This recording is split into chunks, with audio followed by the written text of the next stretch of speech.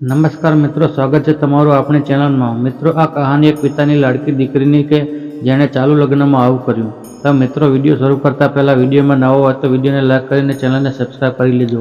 તો શરૂ કરીએ વિડીયો। એક ગામ હતું, ત્યાં એક દીકરી રહેતી હતી। તેનું નામ નંદિના હતું। નંદિના માટે તેના પિતા હરિભાઈ માત્ર પિતા જ નહીં પણ એક આશરો, એક જીવતો દેવ હતો। માતા નાની ઉંમરે જ અવસાન પામી હતી અને પિતાએ દીકરીને માતા અને પિતા બંને બનીને ઉછેરી હતી।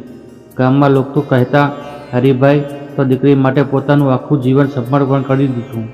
નંદિનાના શોખ અને સપનાઓ મોટા હતા। તે 7મા ધોરણ સુધી ગામમાં ભણતી હતી, પણ પછી પિતાએ તેને શહેર મોકલવાનું નક્કી કર્યું।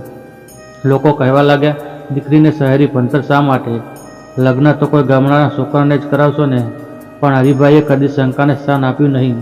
નંદિનાએ ઉચ્ચ અભ્યાસ પૂરો કર્યો અને એક મોટી ડિગ્રી કોલેજમાંથી ગ્રેજ્યુએટ થઈ। તેની નોકરી એક જાણીતી કંપનીમાં લાગી અને તે હવે સ્વતંત્ર હતી। તેમ છતાં પિતા માટે તેનો પ્રેમ અને લગાવ અવિચલ રહ્યો।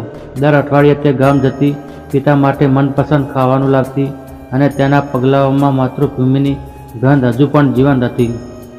જેમ જેમ નંદિના ઉંમરમાં આગળ વધી તેમ તેમ પોતાની પિતાની એક જ ચિંતા વધતી ગઈ, હવે દીકરીના લગ્ન કરી દઉં।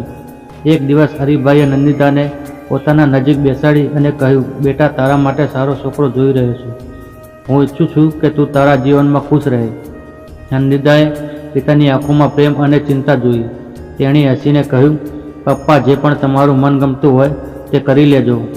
તમારું દરેક નિર્ણય મારા માટે શ્રેષ્ઠ હશે। હરિભાઈએ એક વકીલ યુવાન વિરલ માટે રિસર્ચ શરૂ કર્યું। તે સાંસ્કૃતિક ભણેલો અને શિસ્ત પરિવારમાંથી હતો। સૌ કોઈએ આ સંબંધ માટે હા પાડી। લગ્નની તારીખ નક્કી થઈ।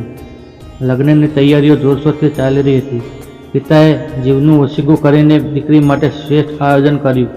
તે ચાહતા હતા કે તેની દીકરીના લગ્ન ઉંમરભર યાદગાર રહે। લગ્નના 2 દિવસ પહેલાં વિરલના પિતાએ હરિભાઈની સાથે વાતચીત કરી। તેઓએ ધીમેથી એક વાત કહી કે જેનાથી હરિભાઈના હૃદયમાં વ્રજ પડી ગઈ। લગ્ન શોભાયમાન બનવું જોઈએ। થોડું વધુ ગિફ્ટ અને દહેજ આપી શકશો? હરિભાઈ માટે આ વિચારણાને પીડાદાયક હતી। હવે તો બધું ખર્ચાઈ જ ગયું છે અને મારી દીકરી માટે શું પણ દઈ શકું? તે રાતે પિતાની આંખોમાં પાણી લઈને સૂઈ ગયો। તે દીકરીને ખુશ કરવા માંગતો હતો, પણ દહેજ માટે પૈસા ક્યાંથી લાવશે? લગ્નનો દિવસ આવ્યો। મંડપ શરણાઈ વાગવા માંડી। સગા સંબંધીઓ ઉમટી પડ્યા। નંદિનાએ સોનેરી કપડાં પહેર્યા હતા અને તેના હૃદયમાં એક નવી દુનિયાની આશા જાગી હતી। જેમ જ લગ્ન વિધિ શરૂ થઈ, વિરલના પિતા અને તેના સગાઓએ ફરી દહેજની માગ સ્પષ્ટ કરી। જો દહેજની માગ પૂરી નહીં થાય તો લગ્ન બંધ। હવે નંદિતાના પિતા આખા મંડપમાં એકલા પડી ગયા હતા। તેની આંખો ઉમટતા વરસાદ જેવી થઈ ગઈ હતી। બધાના મોઢા પર આશ્ચર્ય છવાઈ ગયું। નંદિતાના પિતાએ બમણા હાથ જોડીને કહ્યું, મારા ઘરમાં હવે વધુ કંઈ નથી બચ્યું। હું મારી દીકરીના જીવન માટે સર્વસ્વ આપી ચૂક્યો છું। વિરલ નંદિનાની સામે ઊભો હતો। એણે પણ કંઈક બોલવાનો પ્રયત્ન કર્યો, પણ પરિવારની સામે કશું જ કહી શક્યો નહીં। અચાનક નંદિના ઊભી થઈ। આજે તે પોતાના પિતા માટે, તેના સ્વાભિમાન માટે એક મોટો નિર્ણય કરવા જઈ રહી હતી। તેણીએ વરરાજાની સામે જોઈને સ્પષ્ટ શબ્દોમાં કહ્યું, આજ મારી જિંદગીનો સૌથી મોટો દિવસ છે અને હું એ જ દિવસે મારું સ્વાભિમાન ગુમાવી દઉં? હું પ્રેમથી લગ્ન કરવા માટે તૈયાર હતી, પણ પૈસાથી નહીં। જો તમારું આ સંબંધ પૈસે ચલાવવાનો છે તો હું આ લગ્નનો આજે અને અત્યારે જ રોકું છું। આ શબ્દો સાંભળીને મંડપમાં એકદમ શાંતિ છવાઈ ગઈ। નંદિનાએ લગ્નનો હાર ઉતારી નાખ્યો અને પિતાની તરફ ચાલી ગઈ। પિતા જેની ચિંતામાં હતા તે દીકરીએ જ તેમને બચાવી લીધા। લગ્ન અટકી ગયું। લોકો વાતો કરવા લાગ્યા। દીકરીએ પોતાનું નસીબ બગાડી દીધું, પરંતુ નંદિનાએ કોઈ અફસોસ નહોતો કર્યો। તેણીએ પોતાનું જીવન નવો દિશામાં શરૂ કર્યું।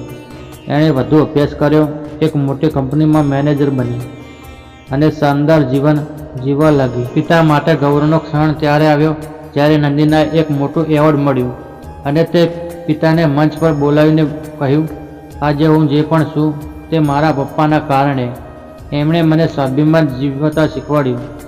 આજે પણ ગામમાં જ્યારે કોઈ દહેજની વિરુદ્ધ વાત કરે ત્યારે નંદિતાનું ઉદાહરણ આપવામાં આવે છે। મિત્રો, સત્ય એ છે કે દીકરી માત્ર પરણવા માટે નહીં પરંતુ એક સ્વતંત્ર અને સન્માનપૂર્વક જીવવા માટે પણ હોય છે. તો મિત્રો, તમને આ કહાની કેવી લાગી? જો મિત્રો તમને વિડીયો ગમ્યો હોય તો વિડીયોમાં લાઈક કરી કોમેન્ટ જરૂર કરજો અને તમારા દોસ્તોને પણ શેર કરજો. ધન્યવાદ મિત્રો.